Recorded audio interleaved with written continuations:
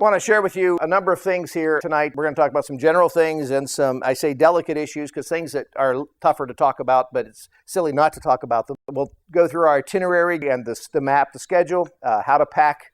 We'll tell you a little bit about money and how the money is used, and then just some last-minute things we'll cover.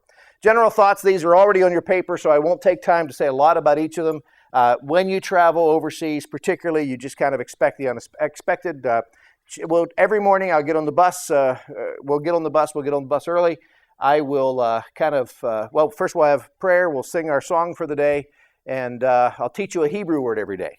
And then I will walk you through the schedule for today. I'll just kind of give you the itinerary each day.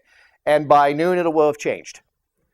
Because we will be constantly calling ahead to various sites. Where's other groups at right now? You're hitting Israel at the time when it's busiest. This is the most special season to be there. It's the best weather.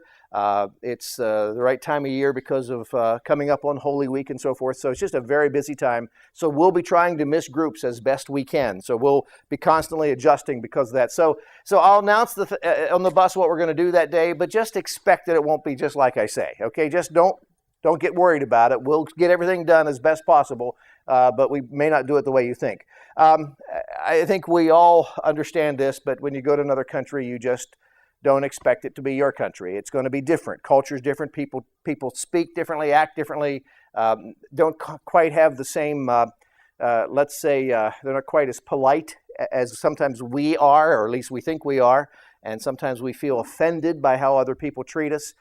So just I think you'll have a wonderful time when you just go and say, hey, I'm in their culture, they're not in mine, so I'm just going to adjust and adapt.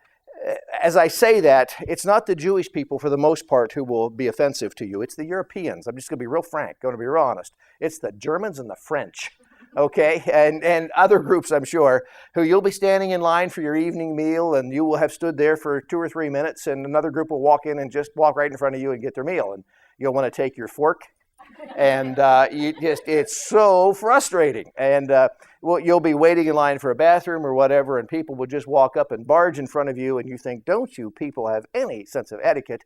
But just deal with it. You know it now, so just prepare your head for it. That's the way it'll be. Just deal with it. Please be prompt to the bus each time. I'll give you time to walk around and look at things, but when it's time to be at the bus, we're going to make sure everybody's got a watch, and we're on the same time. And honestly, if we save five minutes here, it oftentimes by the end of the day, we've saved an hour because we get ahead of other groups and so forth, and it's really beneficial to be prompt. Many of you, first time in Israel, you'll be so frustrated that churches are built on holy sites.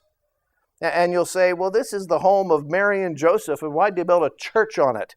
Well, on one hand, you look at that and you think they've spoiled it. On the other hand, had Ilana, Constantine's mom, or other people back many years ago not done it, we may not know the site.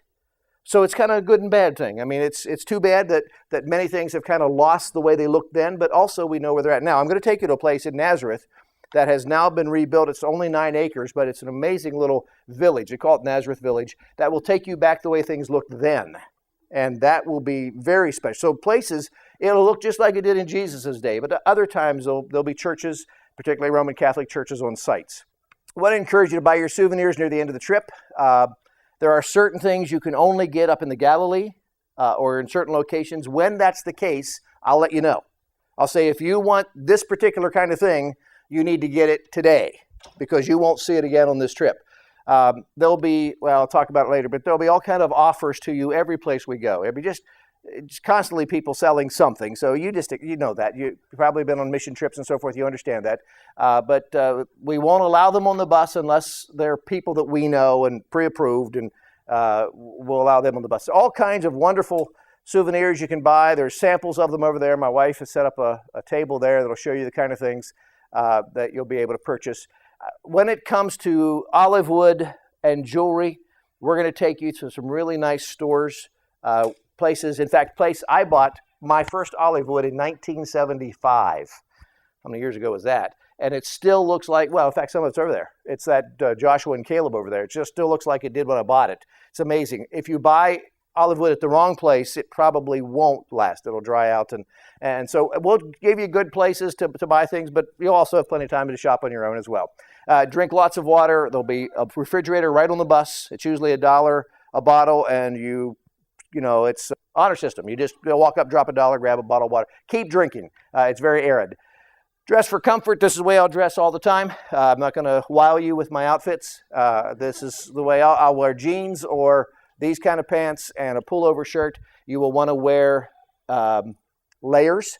You'll want to stay mostly in layers this time of year. In the midday, it'll get up 70, 75 or higher at times. Now, again, this is rainy season. Last year, we hit rainy season. The group in front of us had, like, every day they had rain. Our group landed and we didn't have one day of rain. Just happened to hit it. But this year could be different. So we're going to carry little umbrellas with us just in case. But midday, 70, 75. In the evenings, it'll be cool, down to 50 or so. So you just want a jacket or something just to be able to dress in layers.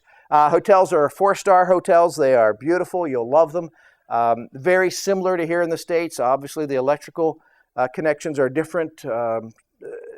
Some things that are different than what we have here. But for the most part, you'll feel very comfortable. For both groups, this is the UB group. For both groups, though, we start right here in Netanya. You'll have one night here. You'll have 2 nights up here. Pastor's group will have 1 night down here. This is the 3rd location. And you'll have 3 nights here.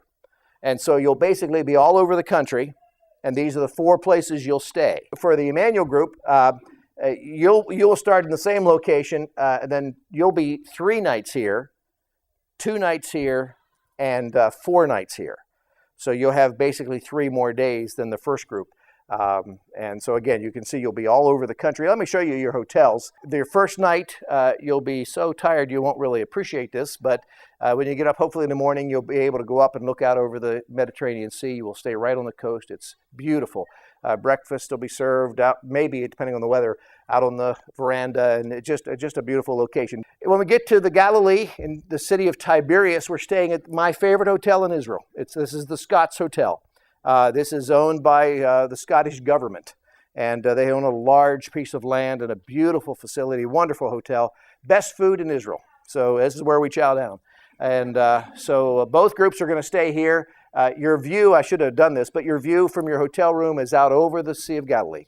And so it's just an incredible view to be able to look out over that. We drive all the way to the south to the Dead Sea, and we'll be staying in the Novotel or the Meridian. First group's in the Meridian, the second group's in the Novotel. Again, right on the Dead Sea, you'll have a chance to get in the water and float at the Dead Sea, but we'll be right on the beach at the Dead Sea. And then for the pastor's group, you're at the Grand Court in Jerusalem, an amazing hotel, top-of-the-line hotel in Jerusalem. The other group, my group, will be in the Primo Royale, which is, the hotel is not as spectacular, not as large, but the location is my favorite. If you can picture the Jerusalem, and this is the old city here, this red box, and usually when you're watching CNN, you'll watch it from this direction. This is where the Golden Dome building is, okay? So this is north, this way. Now the pastors are staying right here at the Grand Court. It's, I'm going to say 8-9 blocks walk. If you're walking from the hotel, it's straight downhill, so it's easy. Otherwise, you can easily walk it at night after dark. A little iffy, but still very, very nice neighborhood. My group, the Emmanuel group, is staying down here. So we're just, actually, ladies, you'll love this. This little green box here is a mall. So actually from your hotel, you can walk over in the mall, walk through the mall, and end up in the old city. So what a deal. So it's a great location. By the way, wonderful coffee shops in here called Aroma, and kind of like Starbucks, only cheaper. And better. So you'll enjoy this. So that's where the groups are staying when you're in Jerusalem. Lunches are going to be on your own. You already know that.